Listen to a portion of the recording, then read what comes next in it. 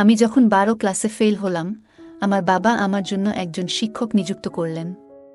তিনি যখন থেকে প্রতি সপ্তাহে আমাকে বাড়িতে পড়াতে আসা শুরু করলেন, তখন থেকেই আমার মায়ের আচরণে কিছু পরিবর্তন দেখতে পেলাম, যা আমাকে ভাবিয়ে তুলছিল। শিক্ষক প্রায় কোনো না কোনো অজুহাতে ঘরের বাইরে যেতেন। একদিন আমি আমার মাকে এবং শিক্ষকের দিকে নজর রাখছিলাম। আমার স্যার আমার মায়ের ঘরে ছিল। তারা অনেক হাসাহাসি করে কথা বলছিল।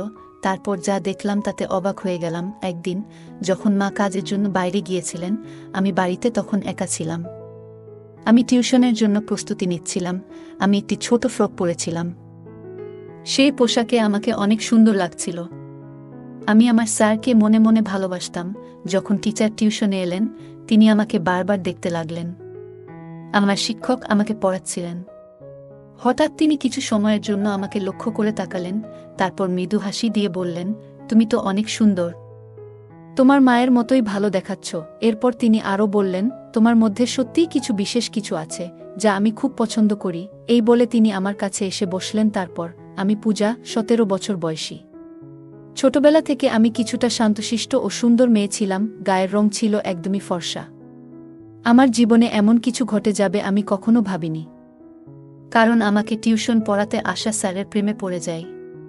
কিন্তু সেই স্যার আমাকে আর মা এর সাথে এমন কিছু ঘটে যা আমরা কখনো ভাবতেও পারিনি। বন্ধুরা, আজকের গল্পটা অনেক বেশি স্পেশাল। আশা করছি তোমাদের ভালো লাগবে।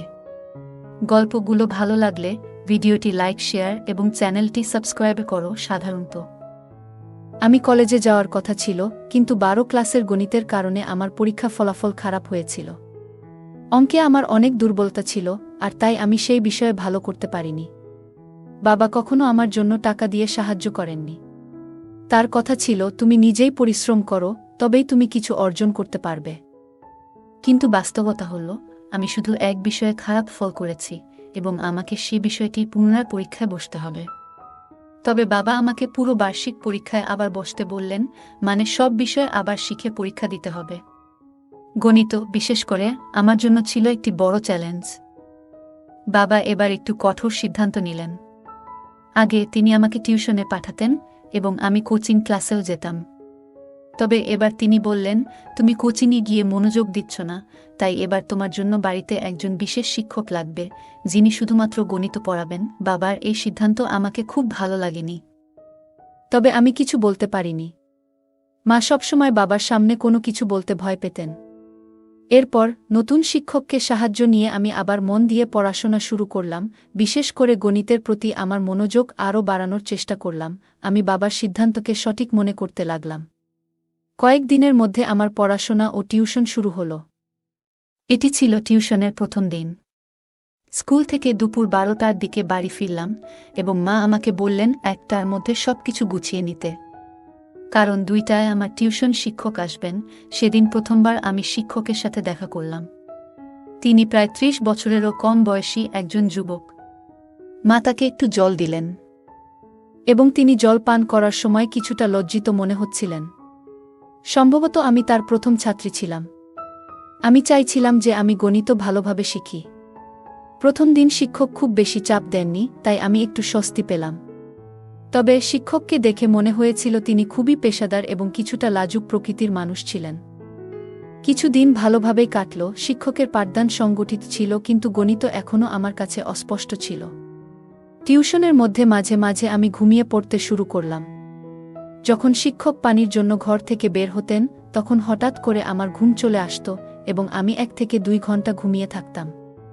শিক্ষক কখনোই আমার এ বিষয়ে কিছু বলেননি বা মার কাছে অভিযোগ করেননি। আমি বুঝতে পারছিলাম যে শিক্ষক সত্যিই ভালো, কিন্তু আমার ঘুমানোর পর অন্য জায়গায় কিছু ঘটছিল যা আমার অজানাই ছিল। মা এবং শিক্ষকের মধ্যে কিছু চলছে, কিন্তু তাতে আমার দৃষ্টি পড়ছিল না। আমি কিছুই বুঝতে পারছিলাম না। আমার চোখের আড়ালে কিছু একটা ঘটছিল। একদিন টিউশন চলাকালীন হঠাৎ করে আমার কাশি হতে লাগল এবং তা বন্ধ হতে চাইছিল না। আমার কাশি করতে দেখে শিক্ষক আমার পিঠে হাত দিলেন। কাশির শব্দ মায়ের কাছে পৌঁছালে তিনি তাড়াতাড়ি জল নিয়ে এলেন। সেই সময়েও আমি শিক্ষকের উপর নজর রেখেছিলাম। মায়ের হাত থেকে পানির গ্লাস যখন শিক্ষক নিলেন, তখন তাদের হাত একসাথে লাগার মতো হল। এটি দেখে একটু অস্বস্তি অনুভব করলাম এবং কেন জানি মায়ের উপর রাগও হচ্ছিল। তখন আমার মনে কি চলছে তা আমি নিজেই বুঝতে পারছিলাম না। পরবর্তীতে শিক্ষক আমাকে নিজের হাত দিয়ে পানি দিলেন। তিনি আমার কাছাকাছি আসছিলেন এবং আমার মধ্যে এক অদ্ভুত অনুভূতি শুরু হলো। এই অনুভূতিগুলি কি তা আমি জানি না, সে সময় আমি এটি ঠিকভাবে বুঝতে পারিনি। পরের দিন স্কুলে গিয়ে বিরতির সময় আমার দেখা হয় আমার বন্ধু তানিয়ার সঙ্গে। তানিয়া আমার পুরনো বন্ধু এবং আমরা দুজনেই 12 ক্লাস পর্যন্ত একসাথে পড়েছি। সে আমার মতো ফেল করেনি, তাই কলেজে ভর্তি হয়েছে। সেদিন আমি তানিয়াকে একটি ছেলের সাথে দেখলাম। আমি জিজ্ঞেস করলাম, তুমি সবসময় এই ছেলের সাথে সময় কাটাও কেন? সে উত্তর দিল, এটা আমার বয়ফ্রেন্ড। তার উত্তর শুনে আমি তাকে বোঝাতে লাগলাম, তানিয়া, এত কম বয়সে এসব তোমার জন্য ঠিক নয়। প্রেমের জন্য হয়তো এখনো সময় রয়েছে। তখন তানিয়া হেসে বলল, পূজা, কলেজ লাইফ তো এসবই করার জন্য। কলেজে যাওয়া মানেই এরকম কিছু। আমি যদিও কলেজে ছিলাম না, তবুও মনে হতে লাগল যে বয়ফ্রেন্ড থাকা জরুরি। তানিয়া বলল, দেখো, কলেজে প্রায় সব মেয়েরই বয়ফ্রেন্ড আছে। তুমি এখনও স্কুলে, তাই হয়তো বয়ফ্রেন্ড গার্লফ্রেন্ড সম্পর্কের ব্যাপারে তোমার ধারণা খুব স্পষ্ট নয়। আমি বুঝানোর চেষ্টা করছিলাম যে এটি সঠিক নয়, কিন্তু এর মধ্যে সে হেসে বলল, তাহলে কি তোমারও কোনো বয়ফ্রেন্ড আছে? তার এই প্রশ্নে কিছুটা বিব্রত হয়ে আমি বললাম, না। আমার কিছুটা ধীরতা দেখে তানিয়া বলল, পূজা, তুমি 12 ক্লাসে পড়ছ বটে, কিন্তু তা বলে তোমার বয়স তো আমার সমান। যদি তোমারও কারো সাথে বন্ধুত্ব করার ইচ্ছা থাকে, তাহলে মনে রাখবে, এটা শুধু কলেজের জন্য নয়। যদি কাউকে ভালো লাগে তবে তার সাথে কিছু সময় কাটাতে ভয় পাবে না। তানিয়ার কথাগুলো আমাকে ভাবাতে লাগল। মনে হলো, যদিও আমি কলেজে নেই, তবুও আমার বয়স এমন যে আমি এসব অভিজ্ঞতা নিতে পারি। সে তখন বলল, যদি তোমার কারোর সাথে বন্ধুত্ব করতে হয়, তাহলে আমি তোমাকে আমার বয়ফ্রেন্ডের এক বন্ধুর সাথে পরিচয় করিয়ে দিতে পারি। আমি সঙ্গে সঙ্গে জানিয়ে দিলাম, না, আমি সেই জন্য প্রস্তুত নই। কারণ আমার বয়সের ছেলেদের প্রতি আমার বিশেষ আগ্রহ ছিল না। গত কিছুদিন ধরে আমার নজর কেবল আমার টিউশন টিচারের প্রতি ছিল। কখনো কখনো অনিচ্ছাকৃতভাবে টিচারের হাত আমাকে স্পর্শ করলে এক ধরনের অনুভূতি আমার মনে জেগে উঠত। তানিয়ার সাথে কথা বলে আমি বুঝতে পারলাম, যখন কাউকে ভালোবাসা হয় তখন এ ধরনের অনুভূতি হতে পারে। এখন আমি বুঝতে পারলাম যে আমার টিউশন টিচার আমাকে ভালো লাগছে, আর তাদের বয়সের বিষয়টি আমার কাছে অপ্রধান হয়ে পড়ে। আমি সিদ্ধান্ত নিয়েছিলাম, শীঘ্রই আমি আমার অনুভূতি আমার টিচার এর সাথে শেয়ার করব। আমি নিশ্চিত ছিলাম যে সে আমার প্রস্তাব নাকচ করবেন না, কারণ আমার সৌন্দর্য বিশেষভাবে আকর্ষণীয়। সেদিন যখন আমি স্কুল থেকে বাড়ি ফিরলাম, মায়ের কিছু বলার আগেই আমি টিউশনে যাওয়ার জন্য প্রস্তুত হয়ে গেলাম। আমাকে তাড়াতাড়ি প্রস্তুত দেখে মা আমাকে প্রশংসা করে বললেন, আজ তো তুমি দারুণ প্রস্তুতি নিয়ে এসেছ। মা জানতেন না আমি কেন এত তাড়াহুড়ো করেছিলাম। কিছুক্ষণ পরে টিচার যখন আমার বাড়িতে এলেন, আমি শুধু তার দিকে তাকিয়েছিলাম। যখন স্যার আমাকে পড়াচ্ছিলেন, তখন আমার মন পড়ার দিকে ছিল না, বরং আমি তার দিকে মনোযোগী ছিলাম। হঠাৎ তার দৃষ্টি আমার দিকে পড়লে আমি তৎক্ষণাৎ অন্যদিকে তাকিয়ে গেলাম। টিচার বললেন, আমি একটু পানি পান করতে যাচ্ছি, তুমি এই প্রশ্নটা সমাধান করো। আমি মাথা নেড়ে সম্মতি জানালাম, কিন্তু আমার মন পড়ার উপর ছিল না, বরং আমার ক্রাশের দিকে। আমি তাকে মনে মনে ভালোবাসতে শুরু করছিলাম, কিন্তু আমি জানি না এই কথাটা তাকে জানাবো কিভাবে। কিছু সময় পর আমি আবার বিশ্রাম নিতে যাচ্ছিলাম। আমার খুব ঘুম পাচ্ছিল, কিন্তু নিজেকে জাগিয়ে রাখলাম। অনেক সময় পার হয়ে গেল এবং টিচার ফিরে আসলেন না। তাকে ডাকতে বাইরে গেলে দেখলাম সে হলরুমে মায়ের সাথে বসে আছেন। আমার টিচার মায়ের কাঁধে হাত রেখে গল্প করছিলেন, যা আমার কাছে একটু অদ্ভুত লাগল। আমাকে দেখেই সে মায়ের থেকে কিছুটা দূরে সরে গিয়ে বললেন, আমার একটু অলস লাগছে, তাই আমি তোমার মাকে বলেছিলাম আমার জন্য চা বানাতে। আমি মাথা নেড়ে কিছু বললাম না। মা বললেন, ঠিক আছে, আমি চা বানিয়ে নিয়ে আসছি। এই সময়ে তুমি পূজার টিউশন চালিয়ে যাও, আমি চা তোমার ঘরে নিয়ে আসব। টিচার আমার সাথে ফিরে ঘরে এলে আমি তার পাশে বসে কিছু গণিতের প্রশ্ন জিজ্ঞেস করতে লাগলাম। আসলে আমি কিছুই বুঝছিলাম না, কিন্তু ইচ্ছাকৃতভাবে বারবার তার কাছে প্রশ্ন করছিলাম। পড়ানোর সময় টিচার আমাকে একটি সংখ্যা লেখার জন্য বললেন, কিন্তু আমি ভুলবশত সেই সংখ্যা উল্টো লিখে ফেললাম। টিচার ভাবলেন আমি ভালো করে লিখতে পারছি না, তাই তারা আমার হাত ধরলেন এবং আমাকে সঠিকভাবে লিখতে শেখানোর চেষ্টা করলেন। সে যখন আমার হাত ধরেছিল এবং লেখার পদ্ধতি বুঝাচ্ছিলেন, তখন আমার মনে এক অদ্ভুত খুশির অনুভূতি হচ্ছিল। আমার প্রিয় ব্যক্তি আমার খুব কাছাকাছি ছিলেন এবং আমি তার দিকে হাসি মুখে তাকিয়েছিলাম। তখনই মা চা নিয়ে ঘরে এলো। মা দেখা মাত্রই টিচার আমার থেকে একটু দূরে সরে গেলেন, যেন মা তাকে শাসন করার জন্য এগিয়ে আসছেন। আমি মা এবং টিচারের সম্পর্কের দিকে বেশি লক্ষ্য করছিলাম না। আমার মন ছিল একমাত্র টিচারের দিকে। ভাবছিলাম কিভাবে তাকে আরও বেশি আকৃষ্ট করতে পারব, কিভাবে আমি তাকে আমার মনের কথা বলতে পারব। পরের দিন টিউশনের মাঝে টিচার আবার পানি খাওয়ার জন্য বেরিয়ে গেলেন। অনেক সময় হয়ে গেছে, কিন্তু টিচার ফিরে আসছিলেন না। তাকে খুঁজতে আমি ঘর থেকে বেরিয়ে গেলাম। সেই দিন তারা হলরুমে নেই। মনে মনে ভাবতে লাগলাম তারা আবার কোথায় গেল। আমি মায়ের ঘর থেকে কথাবার্তার শব্দ শুনতে পেলাম। আমি ধীরে ধীরে মায়ের ঘরের কাছে গেলাম এবং দেখলাম দরজা একটু খোলা। দেখলাম টিচার মায়ের সঙ্গে সেখানে বসে আছেন এবং তারা একে অপরের খুব কাছে। টিচারের একটি হাত মার কাঁধে ছিল।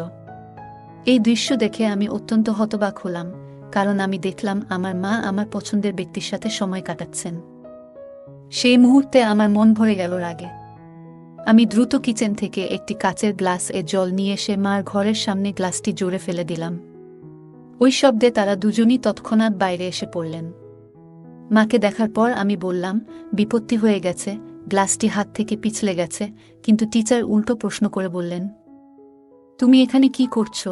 আমি সোজাসুজি তাদের দিকে তাকালাম এবং টিচার আমাকে বললেন, তোমার মায়ের মোবাইলের সমস্যা দেখা দিয়েছিল, তাই তোমার মা আমাকে এখানে ডেকেছিলেন। তার ভয়ে ভয়ে কথা বলার ধরন যা বুঝিয়ে দিল যে তাদের মধ্যে এক বিশেষ সম্পর্ক ছিল, যা আমার কাছ থেকে আমার মা আর আমার স্যার লুকাতে চাচ্ছে।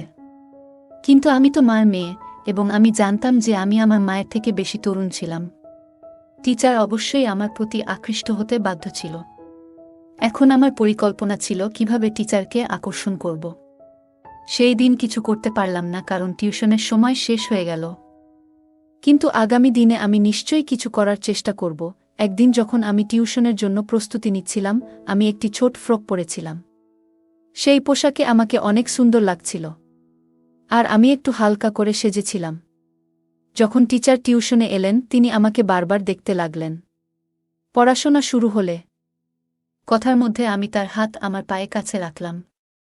এরপর বেশ কিছু সময় ধরে টিচার তার হাত আমার পায়ের কাছ থেকে সরালেন না। এতে বুঝতে পারছিলাম যে তিনি ক্রমশ আমার প্রতি আকৃষ্ট হচ্ছেন। সেদিন সময় কেটে গেল, কিন্তু প্রতিদিনের মতো টিচার পানি খেতে বা অন্য কোনো কারণে ঘর থেকে বেরিয়ে যাননি। বরং তিনি আমাকে হাত ধরে পড়াতে লাগলেন এবং মাঝে মধ্যে আমার দিকে তাকাচ্ছিলেন। এটি আমার কাছে খুব ভালো লাগছিল। হঠাৎ করে মা এসে যান। যখন তিনি দেখলেন টিচার আমার হাত ধরে পড়াচ্ছেন, তার চোখ বড় হয়ে গেল। মা চায়ের প্রসঙ্গে টিচারকে সেই ঘর থেকে বাইরে নিয়ে গেলেন। আমি স্বভাবতই টিচারের পেছনে চলে গেলাম। টিচার সরাসরি মায়ের ঘরে না গিয়ে বাইরে হলের একটি কোণে বসে থাকলেন।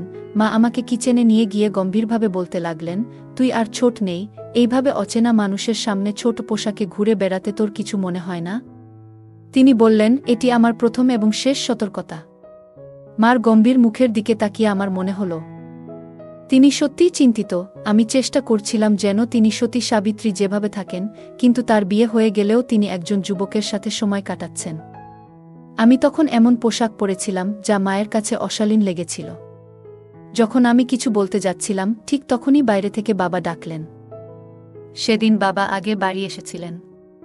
বাবার ডাক শোনার পর মা এক গ্লাস জল নিয়ে বাইরে চলে গেলেন। সেদিন রাতের ঘটনাগুলি আর কেউ জানত না। ঘুমানোর আগে আমি মায়ের কাছে ক্ষমা চাইলাম এবং বললাম, মা, আমি ভবিষ্যতে স্যারের সামনে এমন কিছু করব না। পরের দিন টিউশনের সময় আসার আগে মা বাজারে যাওয়ার জন্য বেরিয়ে গেলেন। আমি রাতের ক্ষমা চাওয়ার মাধ্যমে মায়ের বিশ্বাস অর্জন করতে চেয়েছিলাম যে আমি আর স্যারের সামনে এমন আচরণ করব না। সাধারণত রবিবারে বাজার হয় এবং মা সবসময় বাজারে যেতেন। আমি ভাবলাম, যদি মা আমার এবং স্যারের মধ্যে কিছু সন্দেহ করেন তবে তিনি বাজারে যাবেন না। তাই আমি আগে থেকেই তাকে সঠিকভাবে বোঝানোর চেষ্টা করলাম, যাতে তার মনে সন্দেহ দূর হয় আর যেন বাজারে চলে যান। মা বাজারে চলে যাওয়ার পর আমি এবং স্যার বাড়িতে একা ছিলাম। তখন অচিরেই টিচার আমার হাত ধরে আমাকে গণিত পড়াতে শুরু করলেন। তিনি বললেন, আমি জানি তুমি ইচ্ছা করে গণিতে ভুল লিখছিলে, যাতে আমি তোমার হাত ধরতে পারি। তার কথা শুনে আমি হাসতে লাগলাম। তারপর তিনি বললেন, পূজা, তুমি খুব সুন্দর, কি তোমার ধারণা আমি তোমার দিকে নজর দিইনি? তিনি বললেন, আমি তোমাকে একটা কথা বলতে চাই, তুমি তোমার বয়সের তুলনায় অনেক বেশি সুন্দর। এটি সেই সময় যখন প্রেমের কথা বলার জন্য প্রস্তুত হওয়া উচিত।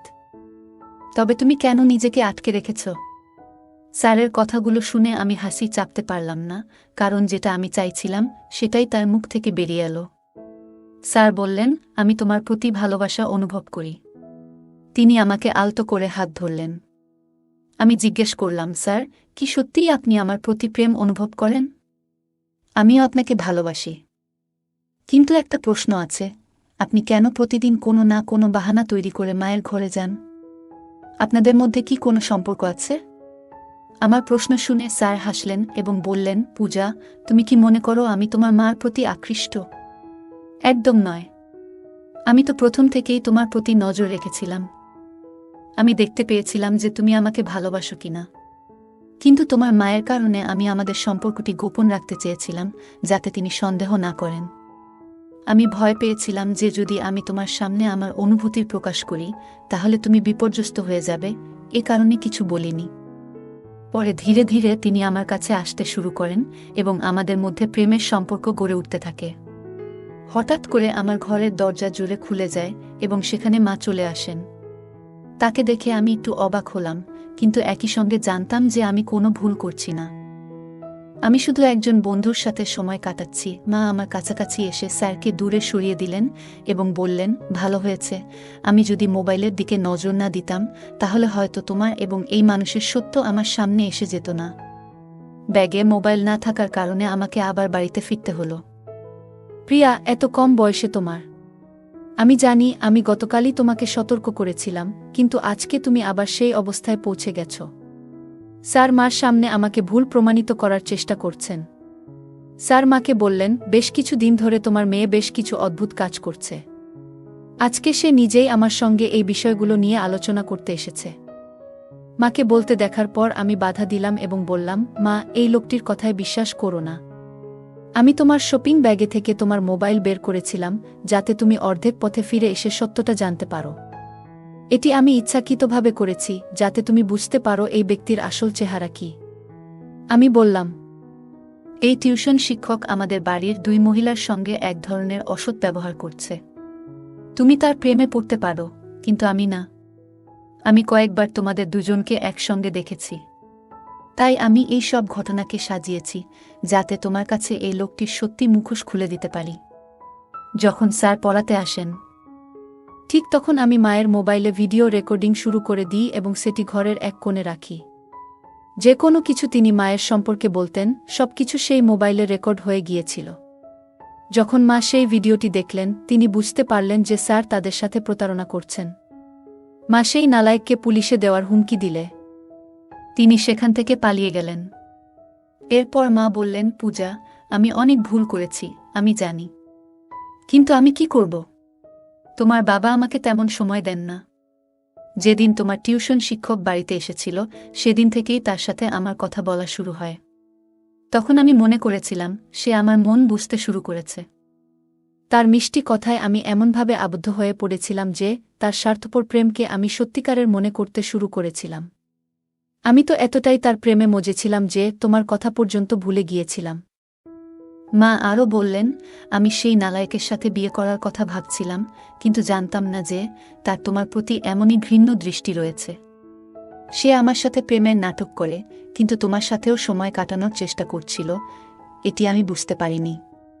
তোমার বাবা সব কিছু করেন, যখন আমি যা কিছু চাই তা দেন, কিন্তু শুধু অর্থ দিয়ে একটি সম্পর্ক চলে না। ভালোবাসা ও মতবিনিময়ও প্রয়োজন। কিন্তু আমাদের মধ্যে তো এসব কিছুই ছিল না। এই কারণে যখন আমাকে অন্য একজনের কাছ থেকে একটু ভালোবাসা পেলাম, আমি তাতেই গা ভাসিয়ে দিলাম। আমি সত্যি খুব বড় একটি ভুল করেছি। মা যে ভুল বুঝতে পেরেছিলেন। আমিও স্যারের প্রেমে পাগল হয়ে পড়ছিলাম, কারণ আমার বন্ধুরা তানিয়া আমাকে নেতিবাচক বিষয়গুলো সম্পর্কে ভালোভাবে শিক্ষা দিয়েছিল। তানিয়া আমাকে প্রেমের প্রকৃতি সম্পর্কে জানিয়েছিল। কিছুদিন পর সে আমাকে তার ব্রেকআপের গল্প শুনিয়েছিল, যেখানে তার আগে প্রেমিক মিষ্টি কথাবার্তার মাধ্যমে তার কাছে নেতিবাচক আচরণ করেছে এবং পরে সমস্ত সম্পর্ক ছিন্ন করে ফেলে। যে মেয়ে আমাকে প্রেমের অর্থ বোঝালো, সেই মেয়ে আমাকে প্রেম এবং প্রতারণার মধ্যে পার্থক্য বোঝাতে সাহায্য করেছিল। তানিয়া যা জানিয়েছিল তা শুনে আমি সতর্ক হয়ে উঠলাম, এবং এই কারণে আমি মা এবং নিজেকে ওই নালাজক টিউটরের নজর থেকে রক্ষা করতে পারলাম। ওই ঘটনায় মা আমার সঙ্গে প্রতিজ্ঞা করেছিলেন যে তিনি আর কাউকেই তার অনুভূতি শেয়ার করবেন না। আমিও ঠিক করেছি যে আমি কাউকে অপ্রয়োজনীয় বিষয়গুলোতে জড়িয়ে পড়ব না। আমি মনোযোগ দিয়ে পড়াশোনা করব এবং বাবার স্বপ্ন পূরণ করব। প্রিয় বন্ধুরা, এটা মনে রাখা জরুরি যে জীবনের একজন সঙ্গীর ভালোবাসা কেবল অর্থের উপর নির্ভর করে না। সময় মতো সঙ্গীকে সময় দেওয়া এবং তাদের অনুভূতিগুলো বোঝা জীবনের একটি মৌলিক প্রয়োজন। প্রত্যেক সঙ্গীকে এটি বুঝতে হবে, নইলে যদি হঠাৎ কোনো তৃতীয় ব্যক্তির সামনে আপনার অনুভূতি প্রকাশ করেন, তাহলে ওই ব্যক্তি এটি সুবর্ণ সুযোগ হিসেবে নিতে পারে। ভালোবাসা পাওয়ার জন্য কিছু কথা বলাটা গুরুত্বপূর্ণ, কিন্তু এটি কোনো যুদ্ধ নয়, বরং সঙ্গীর প্রতি সত্যিকারের ভালোবাসা। যে কোনো পরিস্থিতিতেই ভালোবাসা তাদের কাছেই প্রকাশ করতে হয়। জীবনে অনেক সময় আমরা সহজে মানুষের কথায় বিশ্বাস করে ফেলি, কিন্তু গুরুত্বপূর্ণ যে আমরা সব সময় সতর্ক থাকতে পারি। যে ব্যক্তি আমাদের খুব কাছে আসতে চায়, তার উদ্দেশ্য কি তা বোঝা অত্যন্ত জরুরি। ভালোবাসা শুধু মিষ্টি কথায় বা বাহ্যিক আচরণে নয়, বরং এটি ভিত্তি করে একে অপরের প্রতি বিশ্বাস, শ্রদ্ধা এবং আন্তরিকতার উপর। ভালোবাসা কখনো প্রতারণার মতো হতে পারে না, আর সম্পর্কের মধ্যে সৎ ও খোলামেলা থাকা উচিত। যে কোনো পরিস্থিতিতেই নিজের সম্মান এবং আত্মমর্যাদা রক্ষা করা অত্যন্ত গুরুত্বপূর্ণ। কখনো এমন কোনো পরিস্থিতি তৈরি হলে যেখানে আমাদের সম্মান বা নিরাপত্তা হুমকির মুখে পড়বে, তখন তা থেকে বের হয়ে আসতে হবে। এখানে স্যারের আচরণ ছিল প্রতারণামূলক, তবে মা প্রথমে তা বুঝতে পারেননি। গল্পটি আমাদের শেখায় প্রেম এবং সম্পর্কের মধ্যে স্পষ্ট পার্থক্য থাকা উচিত। ভালোবাসা কখনো কারো দুর্বলতা বা অপব্যবহার করে না, তা একে অপরের সম্মান ও সহযোগিতায় ভিত্তি করে গড়ে ওঠে। কখনো যদি কোনো সম্পর্কের মধ্যে একপাক্ষিক বা একতরফা কিছু ঘটে, তবে সেটি প্রেম নয়, বরং প্রতারণা। গল্পের শেষে মা ও পূজা একসঙ্গে সিদ্ধান্ত নিয়েছিল যে তারা আর কাউকেই নিজেদের জীবনে সময় দিতে বা তাদের অনুভূতিতে জায়গা দিতে চাইবে না, যারা তাদের নিরাপত্তা বা মনের শান্তিকে ক্ষতিগ্রস্ত করতে পারে। এই সিদ্ধান্ত তাদের জীবনে ইতিবাচক পরিবর্তন আনতে সাহায্য করেছিল। নেতিবাচক পরিস্থিতি থেকেই মানুষ অনেক কিছু শিখে এবং তার থেকে উপযুক্ত সিদ্ধান্ত নিয়ে নিজেদের জীবনকে সুন্দর করে তুলতে পারে। বন্ধুরা, যদি এই গল্পটি ভালো লেগে থাকে, তাহলে দয়া করে ভিডিওটি লাইক করুন এবং আমাদের চ্যানেলটি সাবস্ক্রাইব করুন। পাশে থাকা বেল আইকনটি প্রেস করুন, যাতে করে আমরা যখনই নতুন ভিডিও আপলোড করি, তার নোটিফিকেশন সবার আগে আপনার কাছে পৌঁছে যায়। ধন্যবাদ। দেখা হবে আমাদের পরবর্তী ভিডিওতে।